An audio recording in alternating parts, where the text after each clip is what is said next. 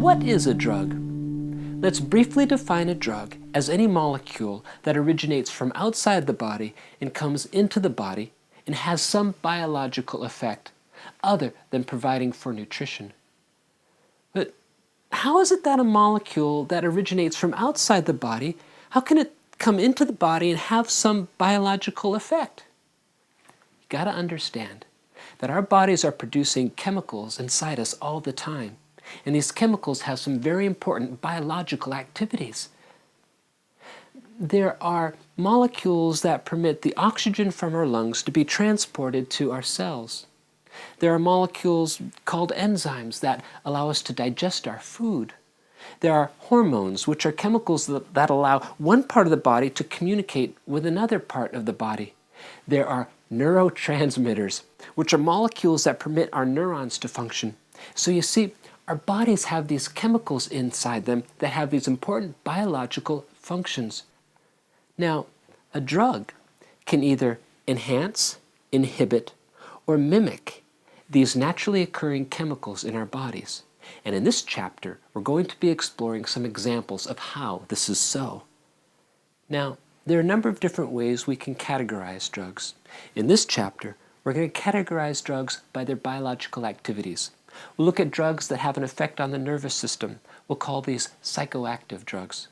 We'll look at drugs that protect us from infections or from cancers. We'll call these chemotherapeutics. Or drugs that help to relieve pain. They can be analgesics or anesthetics.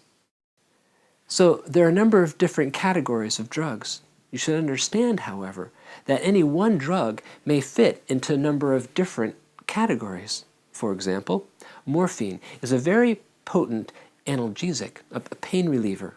Morphine, however, also turns out to be a very potent psychoactive drug. What about aspirin? Aspirin, we know, can help a headache. Turns out aspirin also causes ringing in the ear and has the effect of thinning blood. So you see, one drug can have a number of different effects. We'll call these side effects. Now, it's often the case we want to minimize these side effects. And so when chemists are designing drugs, they'll do that. They'll try to build a molecule that is as specific as possible for the effect it has. Sometimes when the effects of two drugs overlap, we find that there is what's known as a synergistic effect. Let me give you an example. Let's look at a molecule that depresses the nervous system. We'll call these depressants. A barbiturate is an example. It depresses the nervous system. And let's say this barbiturate depresses the nervous system by a level of 10. Alcohol is also a depressant. Let's say you take enough alcohol to depress your nervous system also by a level of 10. What if you took the alcohol and the barbiturate together? Would that add up to 20?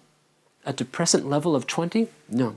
The synergistic effect tells us that when two drugs are taken together, the combination of the drugs has an effect that's greater than when the drugs are taken separately.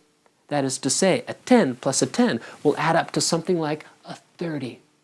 Interestingly enough, most fatalities from drug overdoses are taken not from any one drug. The fatalities arise when drugs are taken together. Physicians need to be very wary of this. They need to know what different drugs that a patient is taking and how it is that those drugs might affect each other. Indeed, the effects can be quite profound. So, in this chapter, we're going to be exploring different categories of drugs. But first, in the next section, we're going to look at some models that describe how it is we think drugs work. We'll be looking at what is known as the lock and key model.